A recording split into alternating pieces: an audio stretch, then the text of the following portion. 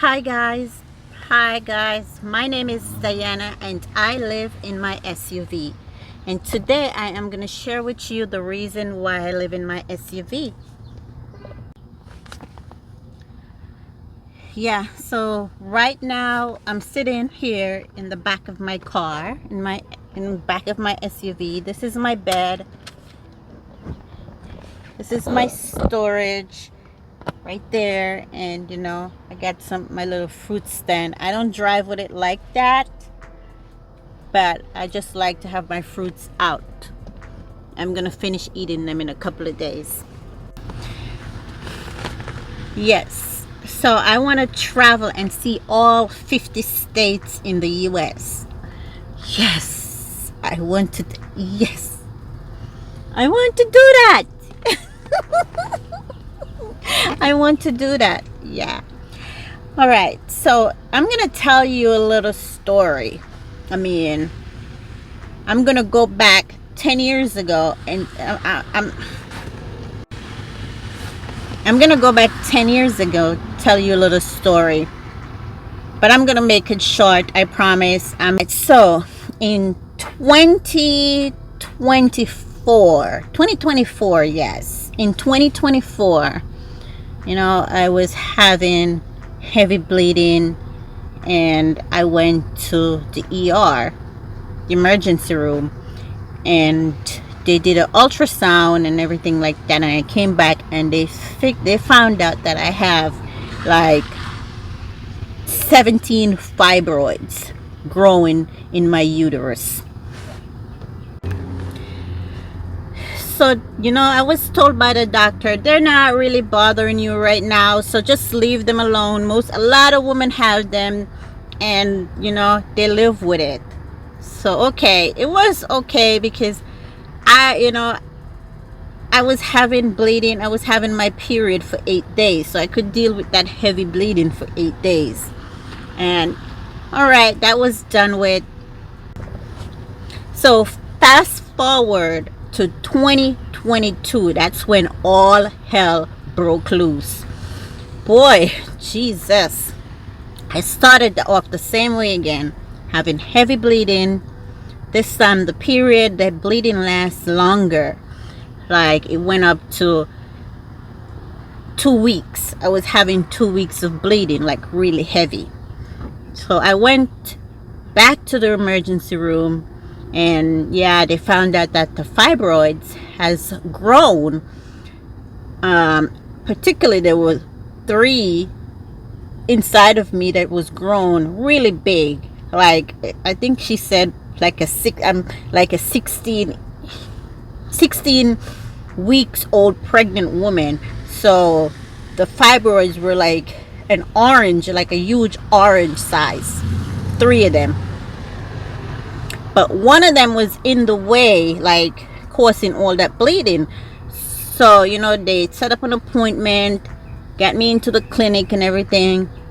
They took out one of the fibroids that was like right there. So it was like no big surgery. They just went in, bam, bam, take it out, and it was done. And the bleeding, sure enough, kind of cut back. And I was okay again. And I was back bleeding 8 days, heavily. Now we're in 2023. I was just bleeding for a month straight. Just straight. And heavy. And I have horrible pain, back pain, cramps, and fatigue, and oh my God, it was horrible. So I went back to the emergency room, and they check it out. They do an ultrasound again, and they realize, the fibroids are really big, like huge. Now my stomach was growing as well. Like, my stomach was rapidly growing, like really big. I have to put a picture that I'm gonna insert a photo right here so you could see my stomach, how big it was. But that was the first picture, because I couldn't take any more pictures when it was really huge, because I was I didn't want to see it, because my stomach was big. I looked like a 9-month-old pregnant woman. and I wasn't pregnant. So I'll put the picture. So I have gotten the ultrasound and stuff, like I gotten the ultrasound, and they put me on birth control, the depot shots, like I should come in, like it lasts for 3 months. So they put me on the depot shot to slow down the bleeding. It did work. It worked for a month, but then it was back to normal again, where I was just bleeding heavily. Yeah, so the depot shot didn't take long to stop working. Like after a month, I had to went back to the emergency room again because I wouldn't stop bleeding. And this time they gave me another birth control. So now I'm on 2 birth control. 2, not 1, but 2 birth controls I'm on now to stop the bleeding. So after a while, that birth control gave up as well, like in the first week. So I'm back to having bleeding again in 1 week. So I went back to the emergency room, and they gave me ibuprofen, a prescription of 800 milligram ibuprofen that I need to take 4 every 4 hours, 3 every 4 hours, something like that. So I did, and it was working. You know, that the 2 birth control and the ibuprofen gave me a lot of relief. Like, wow, these are good days, you know, and stuff like that. So that kind of helped. And they set up an appointment for a CT scan. It took them 3 weeks for me to hear back about the CT scan. And you know, and so I got the approval for the scan. So, and I have to wait 4 months to get that scan. I was like, it was non-stop waiting. I was like, oh my God, like I am in depression. I'm running low on money because I'm using my savings at this point. I can't work. I can't do nothing. I have no help. I have nobody to help me. And yeah, so I used up my saving and then on to my credit card. Yeah, and in depression. All right. So I was stuck in my apartment for about a year, but because I live on the 2nd floor and it was really tough climbing those stairs. It took me a minute each step to get up to my apartment. So I was just stuck. I was stuck in my apartment. On a good day, I would try to run around and do errands. But I'm going to come back to that, what happened on one of those good days.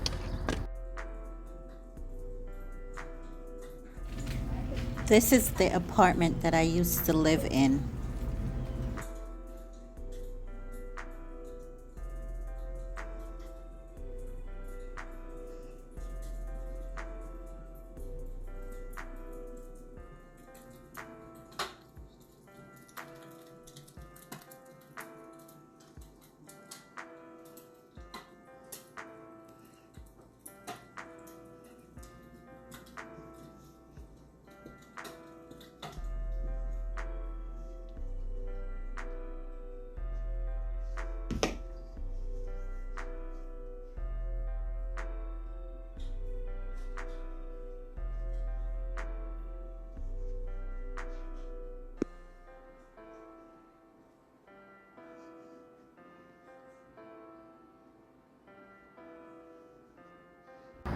And I'm in depression. So at one point I was just thinking of ending things, man.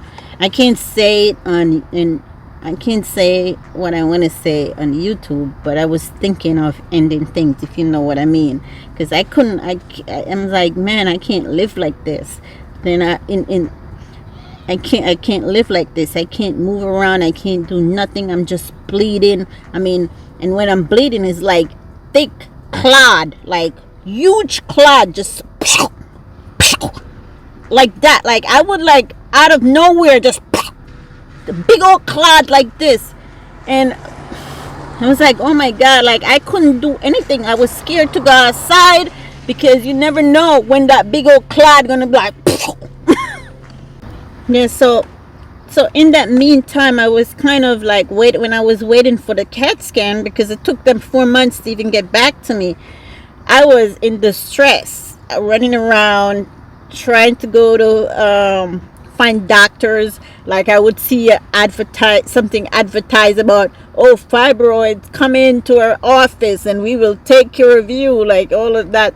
And I would, take my time, get downstairs, jump in my car, and drive over to the doctor's office. And when I realized, like, these were private clinics and they wanted a lot of money, I would break down and cry because I couldn't afford it. I was just crying my eyeballs out. So I was like, oh God, like this is never gonna take care of, because there's no hope, there's nothing. Yeah. So here's this story right now. So one day I was like, on the one good day, it was good, and I had to go out and get food. I need to a food shop and stock up on some food because I didn't have anyone to go food shopping for me. So I took my time. I went downstairs, jumped in my car, and trying to head out to the supermarket. So I got out of my car and I got in the supermarket looking around for food and stuff like that. And out of nowhere, this big old blood clot just like fell down, and I could feel it. Just this warm liquidy stuff just running down my legs like real fast, and I know it's a lot of it. And I don't know, I just blacked out and I just passed out. And then when I felt something like, hey mom, hey, hey, you all right? We call the ambulance. The ambulance is on the way. And I think you got cut or something like that because you're bleeding. because you're bleeding and stuff like that. So we wait, don't move. We wait for the ambulance to come. So they're on their way. They'll be here in no time. And the ambulance came and it's like, oh my God, I think you got cut. And I was like, no, I didn't get cut. I have fibroids.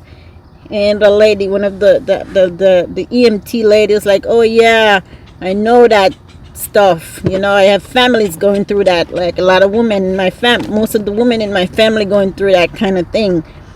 She covered me up. They put me in the ambulance and take me to the emergency room. Again, I'm in the emergency room. I just keep going to the emergency room. Yeah. And I was there for 3 days in the hospital, and then they released me and said my iron level is so low, so they gave me prescription for iron. That is so low, they're so concerned. So if it gets dropped any lower, I'm gonna have to get blood transfusion or something like that. And yeah, so I was living with that. So, and the prescription, the two birth controls that I'm taking, and the 800 milligram ibuprofen. So that's what I was living on, or surviving. Helped me survive through this until I get the call for the CT scan. And I went there and I did that, and it took them another 2 months.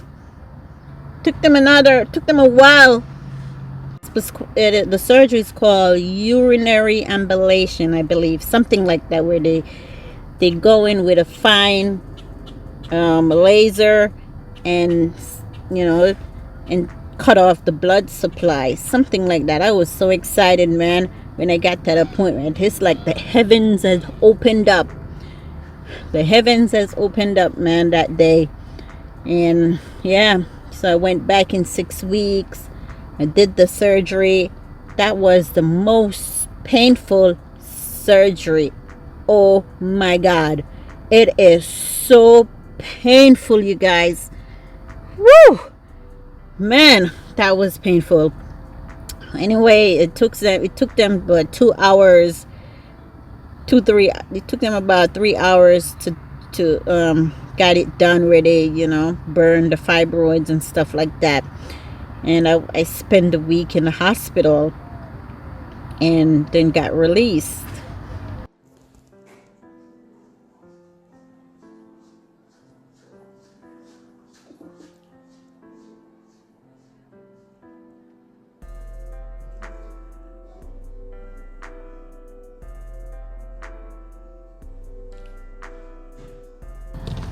Then the doctor said to me, now that your fibroids are going to shrink completely, so what are you going to do? I said, Doc, I am going to jump in my car and I'm going to drive. I'm going to jump in my car and I'm going to drive. And here I am. I'm in my car and I'm going to drive. I'm going to drive.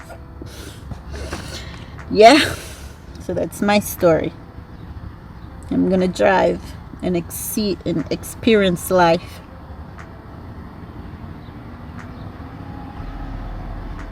Thank you for listening. I thank you so much.